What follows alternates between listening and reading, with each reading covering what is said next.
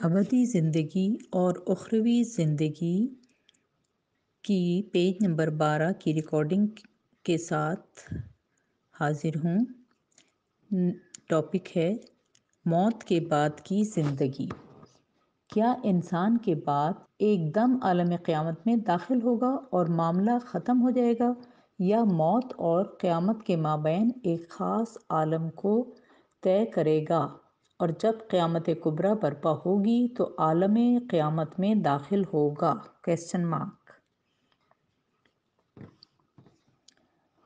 اس کا علم صرف خدا کو ہے کہ قیامت کبریٰ کب برپا ہوگی؟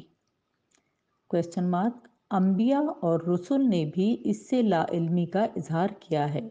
قرآن کریم کے نصوص حضرت رسول اعظم اور ائمہ اطہار علیہم السلام سے منقول متواتر اور ناقابل انکار احادیث و روایات سے استفادہ ہوتا ہے کہ کوئی بھی موت کے فوراً بعد قیامت کبریٰ میں داخل نہیں ہوگا، کیونکہ قیامت کبریٰ تمام ذہنی، زمینی اور آسمانی موجودات جیسے پہاڑ، دریا، چاند، سورج، ستارے اور کہکشاں میں ایک کلی انقلاب اور مکمل تبدیلی کے ہمراہ ہوگی۔ یعنی قیامت کبریٰ کے موقع پر کوئی چیز بھی اپنی موجودہ حالت پر برقرار نہیں رہے گی۔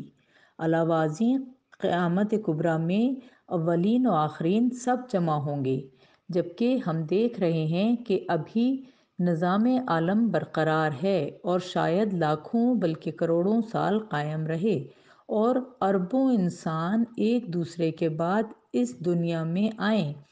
اسی طرح قرآن کریم کی روح سے جیسے بعض آیات سے معلوم ہوا جن کا ذکر بعد میں ہوگا، کوئی بھی شخص ایسا نہیں جس کی عمر قیامت کبریٰ اور موت کے درمیانی فاصلے میں سکوت اور بے حسی میں گزر جائے۔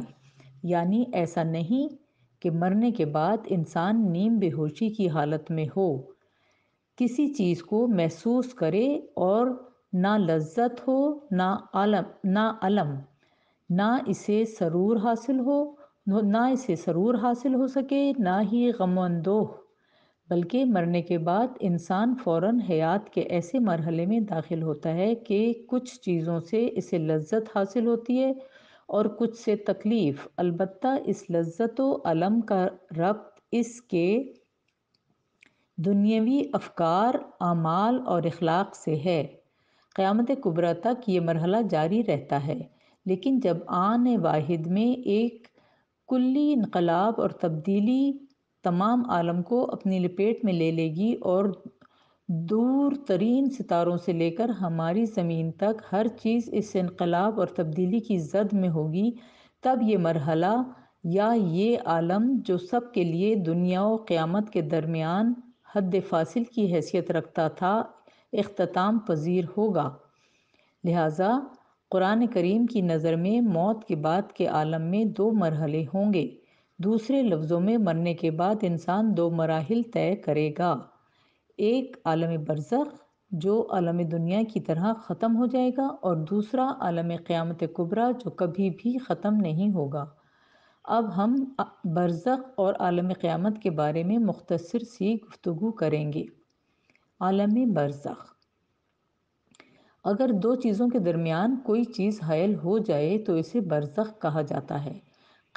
قرآن کریم نے موت اور قیامت کے درمیان کی زندگی کو عالم برزخ سے تعبیر کیا ہے۔ آیت ہے سورہ مومنون کی آیت نمبر 99 اور 100۔ حتی اذا جاء احدهم الموت قال رب ارجعون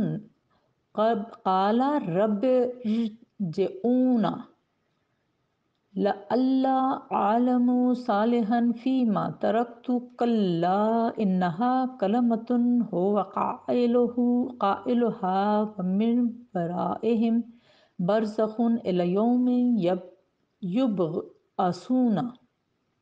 ترجمہ: جب ان میں سے کسی ایک کے پاس موت آئے گی تو وہ عرض کرے گا بار الہٰ مجھے پلٹا دے تاکہ جو اعمال صالح ترک کیے ہیں ان کو بجا لاؤں۔ ہرگز نہیں، یہ تو وہ زبانی گفتگو ہے جس کا قائل وہ ہے، اور اس کے پیچھے برزخ اور فاصلہ ہے اس دن تک جب یہ اٹھائے جائیں گے۔ ترجمہ ختم۔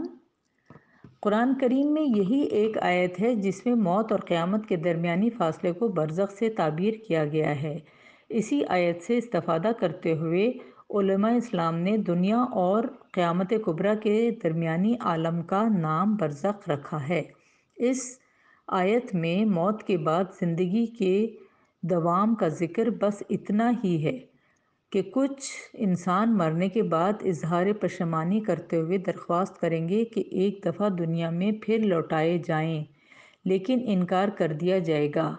یہ آیت صراحتاً بتا رہی ہے کہ موت کے بعد انسان کی ایک خاص قسم کی زندگی ہوتی ہے جس میں رہتے ہوئے وہ واپسی کی خواہش کرتا ہے، لیکن اسے رد کر دیا جاتا ہے۔ قرآن کریم میں ایسی آیتیں زیادہ ہیں جو دلالت کرتی ہیں کہ موت اور قیامت کے درمیانی فاصلے میں انسان ایک خاص قسم کی زندگی رکھتا ہے جس میں اس کے محسوس کرنے کی قوت میں شدت آ جاتی ہے۔ وہ گفت و شنید کرتا ہے، اسے لذت، رنج، سرور اور غم بھی ہوتا ہے۔ خلاصہ یہ کہ اسے ایسی زندگی نصیب ہوتی ہے جس میں سعادت کی آمیزش ہوتی ہے۔ قرآن کریم میں مجموعی طور پر تقریباً 15 آیتیں ایسی ہیں جو زندگی کی کسی نہ کسی صورت کو بیان کرتے ہوئے کہتی ہیں کہ انسان قیامت اور موت کے درمیانی عرصے میں ایک مکمل زندگی رکھتا ہے۔ ان آیتوں کی کئی اقسام ہیں، یہ ہیڈنگ ہے۔ پھر ان اقسام کو ایکسپلین کیا ہے۔ پہلی وہ آیات جن میں صالح اور نیک انسانوں یا بدکار اور فاسد انسانوں کی اللہ کے فرشتوں سے بات چیت کا ذکر ہے جو مرنے کے فوراً بعد ہوگی۔ اس قسم کی آیات کی تعداد کافی ہے۔ سورہ نساء کی آیت نمبر 97 اور سورہ مومنون کی آیت نمبر 100 جس کا ذکر ترجمہ پہلے ہو چکا ہے، اسی قسم میں سے ہیں۔ دوسرا، ایسی آیات جو مندرجہ بالا مفہوم کے علاوہ کہتی ہیں کہ فرشتے نیک اور صالح انسانوں سے اس گفتگو کے بعد کہیں گے کہ بعد ازیں الہی نعمتوں سے فائدہ اٹھاؤ، یعنی انہیں قیامت کبریٰ کی آمد تک منتظر نہیں رکھا جاتا۔ ذیل کی 2 آیات اسی مطلب پر مشتمل ہیں۔ الذین یتوفاہم الملائکۃ طیبین یقولون سلام علیکم ادخلوا الجنۃ بما کنتم تعملون۔ سورہ نحل آیت نمبر 32 وہ لوگ جنہیں پاکیزگی کی حالت میں فرشتے اپنی تحویل میں لیتے ہیں، فرشتے ان سے کہیں گے کہ آپ پر سلام ہو، بے شک اپنے اچھے کردار کی وجہ سے جنت میں داخل ہو جائیے۔ پھر سورہ یاسین کی آیت نمبر 26 اور 27 26 and 27 قیل ادخلوا الجنۃ قال یا لیت قومی یعلمون بما غفر لی ربی وجعلنی من المکرمین۔ مرنے کے بعد اس سے کہا جائے گا بہشت میں داخل ہو جاؤ۔ وہ کہے گا اے کاش جن لوگوں نے میری بات نہیں سنی اب جان لیتے کہ میرے پروردگار نے مجھے کیسے بخش دیا اور اپنے معزز بندوں سے قرار دیا۔ اس سے پہلے کی آیات میں مومن آل یاسین کی اپنی قوم کے ساتھ گفتگو کا ذکر ہے جس میں وہ لوگوں کو شہر انطاکیہ میں ان انبیاء کا کہہ رہا ہے کہ جو عوام الناس کو غیر خدا کی عبادت سے منع کرتے اور خدا کی مخلصانہ عبادت کی طرف دعوت دیتے تھے۔ اس کے بعد یہ مومن اپنے ایمان و اعتقاد کا اظہار کر کے کہہ رہا ہے کہ میری بات سنو اور میرے راستے پر عمل کرو۔ ان آیات میں ارشاد ہوتا ہے کہ لوگوں نے اس کی بات کو نہ سنا حتیٰ کہ وہ اگلے جہان میں چلا گیا۔ اگلے جہان میں اپنے بارے میں مغفرت و کرامات الہی کے مشاہدے کے بعد اس نے آرزو کی کہ اے کاش میری قوم جو اس وقت دار دنیا میں ہے میری یہاں کی سعادت مند کیفیت کا مشاہدہ کر سکتی۔ واضح رہے کہ یہ تمام حالات قیامت کبریٰ سے قبل کے ہیں، کیونکہ قیامت کبریٰ میں اولین و آخرین سب جمع ہوں گے اور روئے زمین پر کوئی بھی باقی نہیں ہوگا۔ ضمناً اس نکتے کو سمجھ لیں کہ مرنے کے بعد نیک اور باسعادت لوگوں کے لیے بہشتیں مہیا ہیں، نہ ایک بہشت، یعنی مختلف اقسام کی بہشتیں۔ عالم آخرت میں بہشت کے مدارج قرب الہی کے مدارج جو مراتب کے لحاظ سے مختلف ہوں گے، جیسا کہ اہل بیت اطہار کی احادیث و روایات سے استفادہ ہوتا ہے۔ ان بہشتوں میں سے بعض عالم برزخ سے مربوط ہیں، نہ کہ عالم قیامت سے۔ بنابراین اوپر والی 2 آیات میں بہشت کے ذکر سے یہ نہ سمجھ لیا جائے کہ یہ عالم قیامت سے مربوط ہیں۔ تیسری قسم ان آیات کی ہے جن میں فرشتوں کی انسانوں کے ساتھ گفتگو کا کوئی ذکر نہیں، بلکہ سعادت مند اور نیک انسانوں یا بے سعادت اور بدکار انسانوں کی زندگی کا ذکر ہے۔ پہلی قسم کے لیے موت کے فوراً بعد نعمات الہی اور دوسری صنف کے لیے عذاب و رنج ہوگا۔ اب یہ نیکسٹ ہیڈنگ ہے۔ ذیل کی 2 آیتیں اسی قسم سے متعلق ہیں۔ وَلَا تَحْسَبَنَّ الَّذِينَ قُتِلُوا فِي سَبِيلِ اللَّهِ أَمْوَاتًا بَلْ أَحْيَاءٌ عِندَ رَبِّهِمْ يُرْزَقُونَ فَرِحِينَ بِمَا آتَاهُمُ اللَّهُ مِنْ فَضْلِهِ وَيَسْتَبْشِرُونَ بِالَّذِينَ لَمْ يَلْحَقُوا بِهِمْ مِنْ خَلْفِهِمْ أَلَّا خَوْفٌ عَلَيْهِمْ وَلَا هُمْ يَحْزَنُونَ۔ سورہ آل عمران آیات نمبر 169 اور 170، 169 and 170۔ آپ یہ گمان نہ کریں کہ راہ خدا میں مقتول مردہ ہیں، بلکہ وہ اپنے پروردگار کے پاس زندہ ہیں اور روزی دیے جا رہے ہیں۔ اپنے فضل و رحمت سے خدا نے جو کچھ انہیں دیا ہے ان پر وہ خوش ہیں۔ ان کی آرزو ہے کہ ان کے دنیا والے دوستوں کی شہادت کی بشارت ان تک پہنچے تاکہ انہیں بھی اپنے ساتھ اس شہادت میں شریک دیکھیں۔ وَحَاقَ بِآلِ فِرْعَوْنَ سُوءُ الْعَذَابِ النَّارُ يُعْرَضُونَ عَلَيْهَا غُدُوًّا وَعَشِيًّا يَوْمَ تَقُومُ السَّاعَةُ ادْخُلُوا آلَ فِرْعَوْنَ أَشَدَّ الْعَذَابِ۔ سورہ مومن آیات نمبر 45 and 46، 45 and 46۔ آگ کے تکلیف دہ عذاب نے آل فرعون کا احاطہ کر رکھا ہے۔ ہر صبح و شام آگ ان کے سامنے پیش کی جاتی ہے۔ جب قیامت ہوگی کہا جائے گا آل فرعون کو اب شدید ترین عذاب میں داخل کر دو۔ اس آیت میں آل فرعون کے لیے 2 قسم کے عذاب کا ذکر ہے۔ ایک قیامت سے پہلے جس کو سوء العذاب سے تعبیر کیا گیا ہے، اور وہ یہ کہ ہر روز 2 بار آگ کے سامنے پیش کیے جاتے ہیں بغیر اس کے کہ اس میں ڈال دیے جائیں۔ دوسرا بعد از قیامت جس کو اشد العذاب سے تعبیر کیا گیا ہے، حکم ہوگا انہیں جہنم میں داخل کیا جائے۔ پہلے عذاب کے بارے میں صبح و شام کا تذکرہ ہے، دوسرے عذاب میں نہیں۔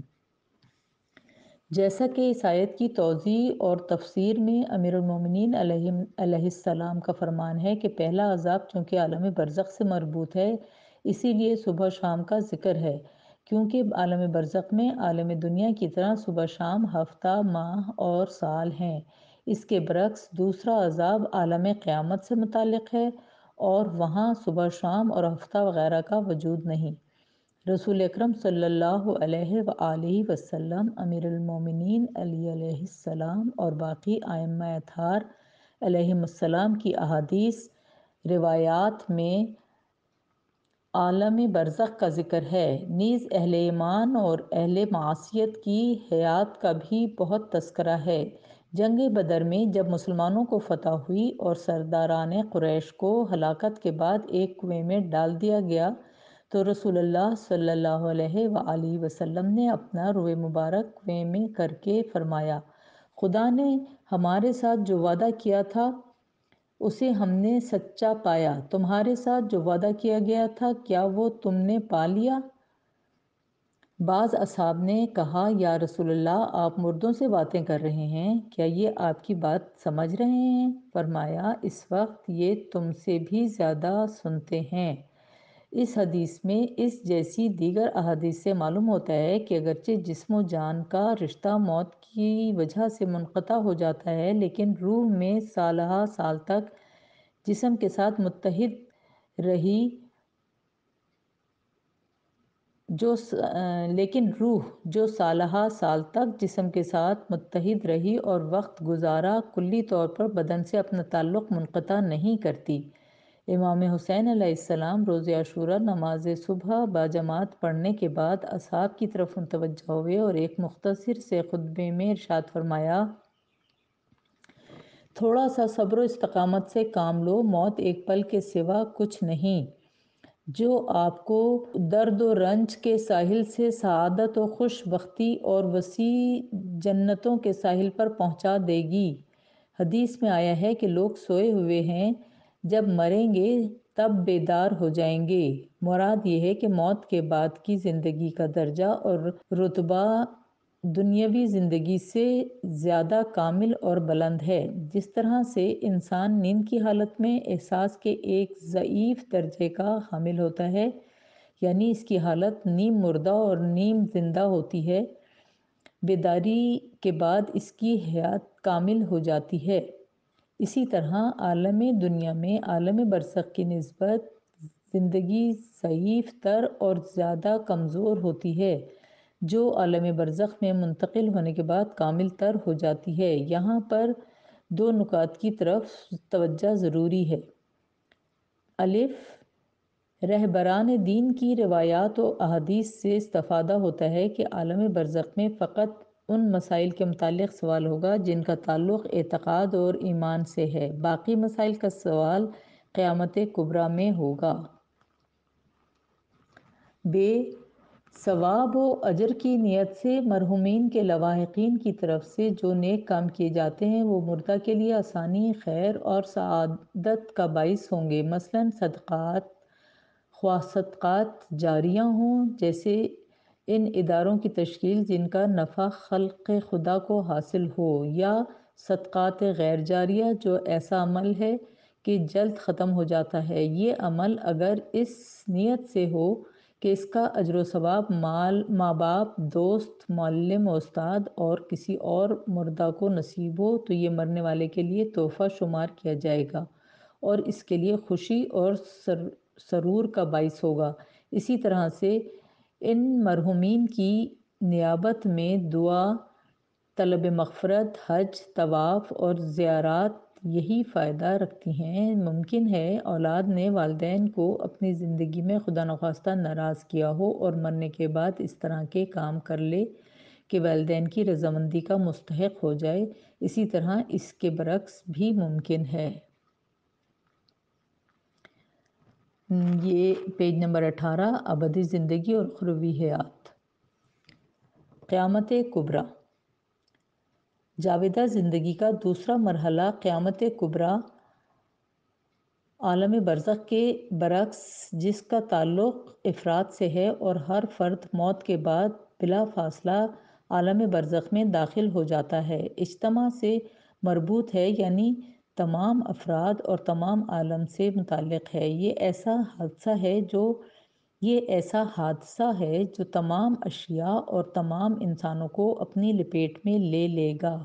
یہ ایسا واقعہ ہے جو تمام جہان کے لیے پیش آئے گا۔ سارا جہان ایک جدید مرحلے، ایک جدید زندگی اور ایک جدید نظام میں داخل ہوگا۔ قرآن کریم جس نے ہمیں اس عظیم حادثے سے آگاہ کیا ہے، اس عظیم واقعے کو ستاروں کے خاموش ہونے، سورج کے بے نور ہونے، دریاؤں کے خشک ہو جانے، بلندیوں ناہمواریوں کے ہموار ہو جانے، پہاڑوں کے ریزہ ریزہ ہو جانے، زلزلوں اور عالمگیر جھٹکوں، تبدیلیوں اور عظیم انقلاب کے ہمراہ قرار دیا ہے۔ قرآن کریم سے جو استفادہ ہوتا ہے یہ ہے کہ تمام عالم تباہی اور بربادی کی طرف بڑھ رہا ہے۔ تمام چیزیں نابود ہوں گی اور ایک بار پھر عالم کی تعمیر نو ہوگی، نئے سرے سے عالم پیدا ہوگا جس کا نیا نظام اور نئے قوانین ہوں گے، آج کے نظام اور قوانین سے بنیادی طور پر مختلف ہوں گے۔ یہ نظام اور قوانین دائمی ہوں گے اور ہمیشہ رہیں گے۔ قرآن کریم میں قیامت کو کئی ناموں اور عنوانات سے یاد کیا گیا ہے۔ ہر نام ایک مخصوص وضع اور اس پر حاکم خصوصی نظام کی نشاندہی کرتا ہے۔ مثلاً اس لحاظ سے کہ تمام اولین و آخرین ایک سطح پر قرار پائیں گے اور ان کے درمیان ترتیب زمانی ختم ہو جائے گی۔ قیامت کو روز حشر، روز جمع اور روز تلافی کہا گیا ہے، اس لحاظ سے اسے فنا نہیں اور وہ ہمیشہ کے لیے ہے۔ اسے یوم الخلود کہا گیا ہے اور اس لحاظ سے کہ بعض انسان سخت حسرت و یاس کی حالت میں ہوں گے اور اپنے نقصان کو محسوس کریں گے کہ کیوں انہوں نے اپنے آپ کو اس مرحلے کے لیے تیار نہیں کیا۔ اس کو یوم الحسر اور یوم التغابن کہا گیا ہے اور چونکہ یہ بہت بڑی خبر اور عظیم ترین واقعہ ہے، اس لیے اس کو نبأ العظیم بھی کہا گیا ہے۔ دنیاوی اور اخروی زندگی کا آپس میں رابطہ۔ ایک بنیادی اور اہم مسئلہ جس کی طرف آسمانی کتب نے ہمیں متوجہ کیا ہے، دونوں زندگیوں میں پیوستگی اور ربط ہے۔ یہ دونوں زندگیاں ایک دوسرے سے جدا نہیں۔ اخروی زندگی کا بیج انسان دنیا میں خود کاشت کرتا ہے۔ حیات اخروی کی تقدیر خود انسان کے وسیلے سے دنیاوی زندگی میں متعین ہو جاتی ہے۔ واقعے کے مطابق درست اور پاک ایمان اور اعتقاد اور حقیقت پسندانہ تصور حسد،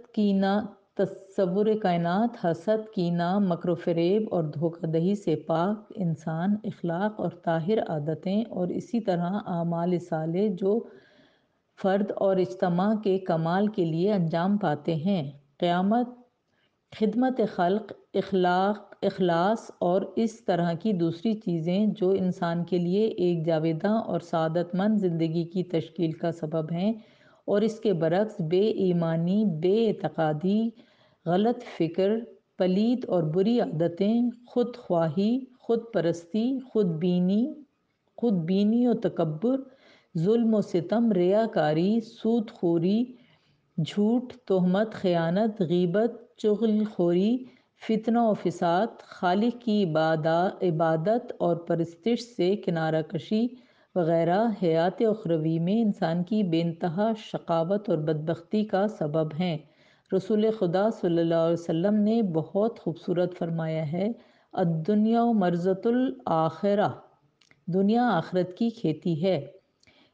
بدی یا نیکی کا جو بیج بھی دنیا میں کاشت کرو گے، آخرت میں اسی کا پھل کاٹو گے۔ جس طرح سے یہ محال ہے کہ انسان جو کاشت کرے اور گندم کانٹے بوئے اور پھول چنے، حنظل کاشت کرے اور کھجور کا درخت اگے، اسی طرح یہ بھی محال ہے کہ دنیا میں انسان برے خیال، برے اخلاق اور برے کردار کا حامل ہو اور آخرت میں نفع حاصل کرے۔ یہ پیج نمبر 19 تک ریکارڈنگ ہوئی ہے، نیکسٹ ریکارڈنگ آگے سے کریں گے۔